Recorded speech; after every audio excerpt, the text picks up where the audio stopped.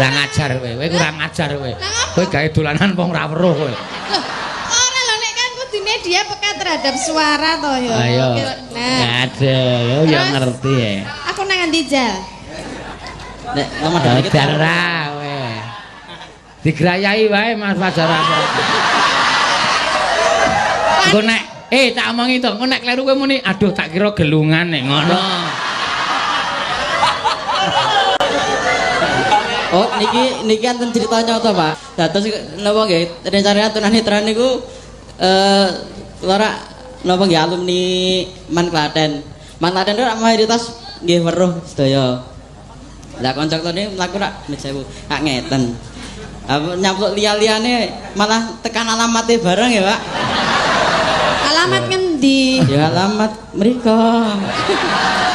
Nek wong kenal alamate apa? Wonten.